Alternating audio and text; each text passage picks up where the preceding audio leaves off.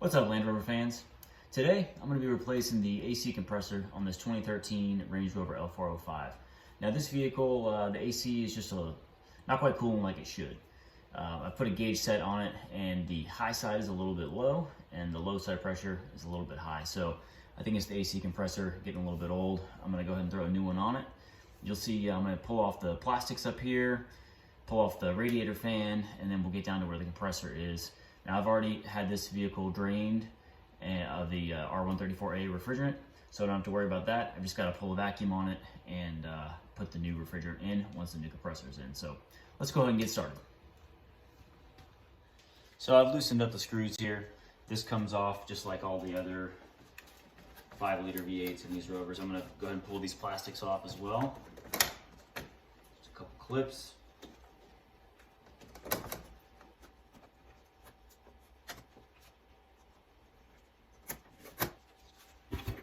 Got more over here as well.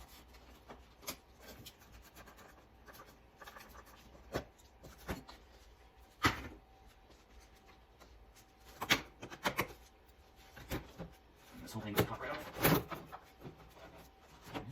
Got a hose under here. There we go. Off she goes. Now this piece right here, you just got to give it a good yank up. It's got these little kind of ball and socket docking points right here. I'm going to pull out the driver's side air box over here. Just got to disconnect the mass airflow sensor here. So that's off. And there are a couple little snaps there to get the wiring out, but there we go. Now to pull off the top of the fan shroud here, there's a screw right there. And then once you undo that, this side here actually slides toward the back of the vehicle. Once you get that off, you can see like that. This is all loose now. Just give this a little pull back. There you go, it's off. Let's lift it out of the way. Now the reason we had to pull the top of that shroud off is because we need access to the fan. We've got to pull the fan off to get to the belt tensioner to pull the belt off the compressor. So this is a pretty standard left-hand thread where, let's see, we're going to be turning it clockwise to loosen. You'll need a fan removal tool set for this. Just gonna get that on there.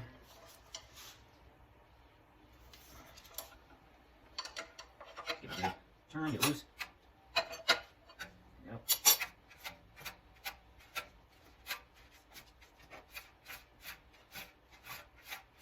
Getting close. And then there's a connector on this that you have to disconnect as well.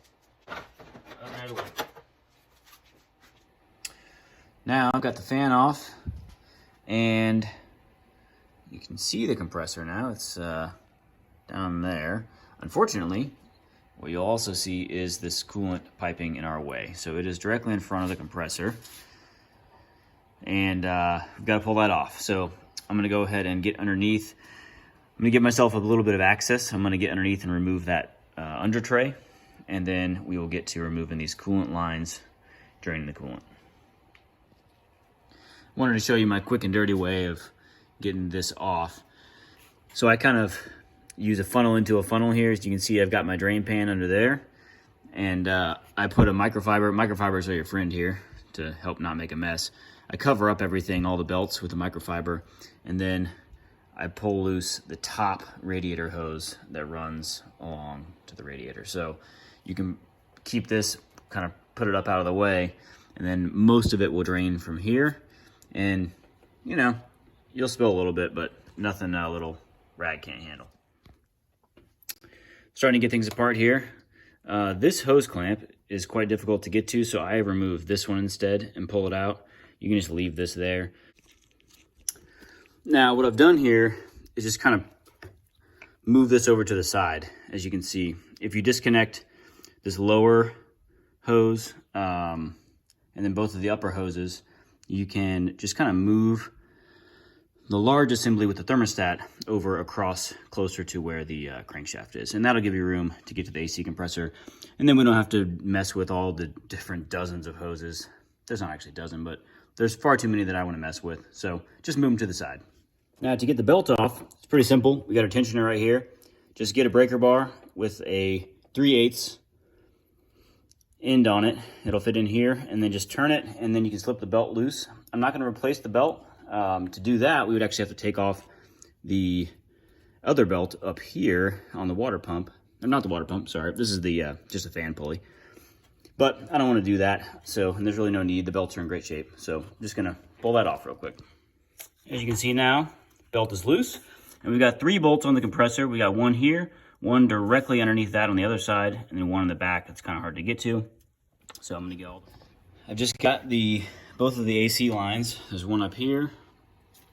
I've kind of just pulled it up and around the front of the engine.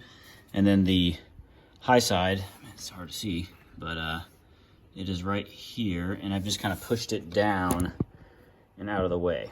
So there's not much room to work here. This is kind of a challenge. See this little mount right here? This guy has a screw on it. There's another one for the high side. So those are 2, I used a 5/16. It's actually an 8 millimeter screw on there, or bolt, and kind of hard to get to. Having a small 1/4 inch ratchet really helps out.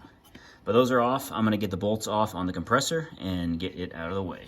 I've got everything disconnected. I've got all the bolts out of the compressor. You can see there's one there, one underneath, one in the back. You'll need some extensions and stuff, but you have access to all 3 of them. So I'm gonna go ahead and pull the compressor out. There's no good way for me to hold the camera up here so you can see it, but I'm gonna just kind of wiggle it out of there, and I'll let you know if I have any troubles. Just got the compressor out. It actually fits out quite easily. I mean, there's some stuff in the way here. You gotta move some of this to the side and wiggle it out. I will say there's this connector, the electrical connector right here. Can't reach it. This guy, that is connected on the back. I'll show you. And I could not get that off because you don't really have access very well. It's preventing the compressor from moving out, so I broke that tab. The wiring, I don't really care. The wiring is gonna sit in place to the connector anyway. So here's the old compressor. The new compressor is in. Nothing too hard getting it back together. Yeah, everything actually went back pretty good. I put new O-rings on the AC lines, reconnected the electrical connector, and now it's just a matter of buttoning the coolant system back up and recharge. Got everything buttoned back up on the coolant system. I went ahead and just reused these hose clamps. They're a pain, but saved me a trip to the store. Cleaned everything up a little bit and reconnected the electrical connector to the coolant sensor. And now it's time to put the fan back on, put these last little top coolant hoses back on, and put all the plastic back on. Got things back together, got the manifold gauge set. I'm gonna fill it up with coolant here in a little bit, and first I'm gonna pull vacuum. I'm gonna hold vacuum on this for about an hour. I've got nothing else to do.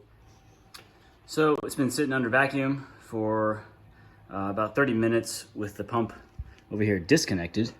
Just watching the needle, make sure there's no leaks. We are good. And got the can hooked up. What I do is actually weigh them on a scale and just kind of weigh as it goes in. This is actually gonna use 3 cans and then a little bit of a 4th can. The actual amount is right there, 1,150 grams, R134A. And then hit the little needle up here, purge it. That's easiest to do when you hold the can upside down so that you actually get some of the some of the liquid coming out. But now Range Rover, or Land Rover I should say, specifies to fill from the high side. So I'm just gonna open up this valve right here to fill. So I'm still in the first can. This is not really working, recharging through the high side. I've got some warm water here. I got most of this first can in, but I would suspect that they want you to charge through the high side to make sure you don't introduce liquid into the low side. But I'm gonna go ahead and charge through the low side like I would in the other AC system.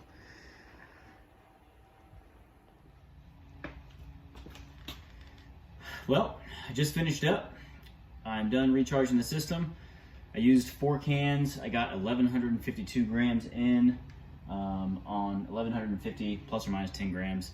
There's some air in there when I weigh them too, so it's close enough. The air is nice and cold. I'm gonna take it for a drive. I'm still kind of burping air out of the coolant system, so I filled it back up. I'm gonna just warm it up a little bit, drive it, and keep checking it, topping it off. But hope you enjoyed that. If you have any questions, post them up in the comments section. It's not too bad of an AC compressor job. I had a little trouble getting refrigerant to get into the system. Combination of, I started with the high side, as the workshop manual says, and then I ended up actually charging from the low side also, and then shut the engine off, charged the high side again, turned the engine on, charged the low side. So went back and forth. I got all the refrigerant in. I made sure that I never had the cans upside down, so no liquid ever went into the system. It was all just gas. I put the cans in warm water, that kind of helped, but not the easiest getting refrigerant into the system of the different AC systems I've worked on. So everything's done, air's cold, let's go for a drive. So got things back together right now. We're at 37 degrees and dropping. Just driving around right now. I got the compressor back in, filling it up with coolant. So everything's looking good. Everything's nice and cold. We were in the 50s before, so it's nice to be in the 30s again with the AC air temperature. Very happy with everything. So if you have any questions, post them up in the comments section. I'd be happy to help if I can. And as always, thanks for watching.